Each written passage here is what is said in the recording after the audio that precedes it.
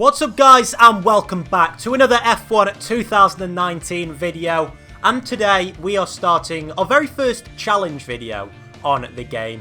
So the question that we're asking today is, how slow are the 0% AI?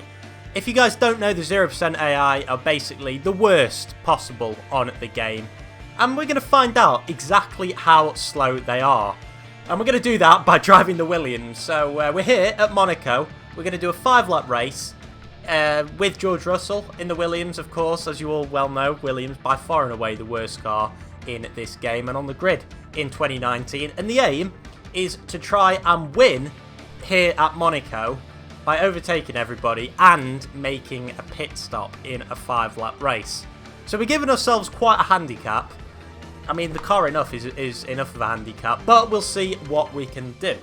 If you guys are enjoying the F1 2019 content, do make sure to leave a like, and make sure to subscribe if you aren't already, and leave a comment down below of any other challenge videos you'd like to see me do in the future. But without further ado, it is time to get into the race and see how terrible these 0% AI are. Can they even make this Williams car look good? Well, it's lights out and away we go. The start doesn't really matter too much because we're just lining up our victims into turn 1. And this is like F1 2013 all over again, diving it up the inside of everybody. And even so, I still think the AI are probably better than on that game where they always used to just back out in the first corner. So we're up into P14 as we go up towards Massenet, hang it round the outside of Lando Norris and then down the inside of Carlos Sainz. So we've mugged off the two McLarens and now diving it down the inside of Perez and Hülkenberg into Mirabeau, which brings us up into 10th, and this is the most difficult place to overtake as we go towards the Lowe's hairpin, pushing Grosjean through here. So yeah, the AI are very slow, but they are very good at positioning themselves. I will give them that. That's probably the biggest difference I noticed in this race, was the positioning of the AI, as we just breezed past Grosjean, who had no drive as we went through the tunnel. And we're going to stick behind Magnussen for the meantime because he placed his car pretty well. But very, very slow on the exit, and you will see throughout the course of this video that that is a common theme that develops. So we're now behind Daniel Ricciardo, and as we come through the swimming pool section and towards Rascasse now, of course this is a favourite overtaking opportunity in career modes on F1 2018, 17 and previous games. But Ricciardo was actually really well positioned through there, so eventually we do manage to get round the Renault man. And next up is the man who replaced him at Red Bull, Pierre Gasly, who going through Saint-Devote was okay, and then the exit absolutely terrible. It's literally as if their tyres have just completely worn out. That's what I could liken the 0% AI to. Is yeah, just cars that have no grip in their tyres. Verstappen! A very characteristic defensive driving manoeuvre there. And once again showing that these 0% AI aren't completely stupid. They're just very slow. So I can imagine for people racing them, that obviously that you must be pretty terrible to have to race 0% AI. But I'm sure there are people out there. And it must be reasonably comforting that, you know, the AI aren't, you know, just completely stupid. And you can have a relatively decent race with them. But anyway, we dive it up the inside of Valtteri Bottas and we're up into P4. But to be honest, I expected to probably be leading this race by now. And we've still got 3 cars to get past, and we've got to make a pit stop and probably have to overtake them all over again. So yeah, this is going to be very, very difficult to try and get the victory in this race. I was expecting to literally be about 20 seconds quicker per lap. But of course you've got to remember we are also driving the Williams car, which is about 20 seconds slower than the Mercedes in real life.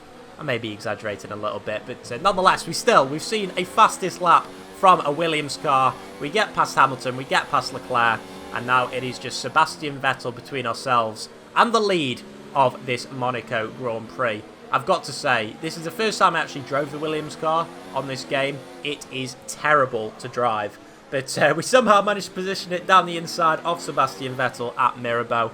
And yeah, we're up into the lead. Not quite as excited as I would be in a normal video because we've still got to make a pit stop and do it all over again. And now we come through the tunnel, and this is all about just stretching our legs and seeing how much we can push this Williams car. So braking now into the Nouvelle chicane, a massive lockup. Probably the biggest thing that I've struggled to get used to in this new game is the braking system. If you guys could let me know any sort of tips down in the comments section, that would be much appreciated, because I'm literally locking up everywhere, no matter what car I'm driving, but especially this Williams car. So now we are going to come in for our one and only pit stop of the day. Of course, none of the other AI will be pitting in this race, which is what makes it so difficult for myself, of course. And you can see Vettel, Leclerc and Hamilton quite detached from the rest of the pack already, have already breezed past. And we are going to be very, very low in the order by the time we emerge from the pit lane. And in fact, I think we're going to be lower down than we were after turn 1 on lap 1. Yes, indeed we are. We're down into P16 as Lance Stroll is just there on our left-hand side. And he gets out ahead of us. And as we go up now towards, through Beau Rivage and towards Massenet, we're going to have to stick behind the Racing Point driver for the meantime. And we've now got less than 2 laps to overtake 15 cars, which is going to be incredibly difficult. But we get past Stroll, and next up is the huge pack of cars up ahead, which goes from Raikkonen in P14, pretty much right up to Daniel Ricciardo in P7. So I think this has got to be our aim, to try and overtake as many of these drivers as possible before the checkered flag comes out in about a lap and a half's time.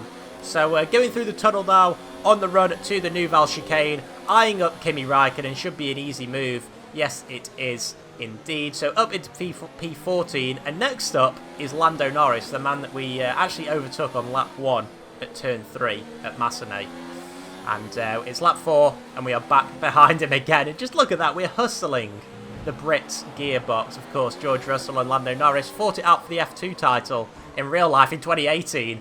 And Norris went very, very defensive there into La Rascasse, and we get a good run though through Anthony Nogues, and despite Norris having DRS, we overtake him, and we're now going to be very close to his teammate, who we're going to dive it up the inside of into turn 1. And to be fair, Sainz wasn't terrible through there. So the main 2 areas I think the AI were slow was on the entry to corners. They just seem to brake extremely early. Then in the middle of the corner they're actually relatively okay, and they keep a good line, and then on the exit of the corner they're just ridiculously slow.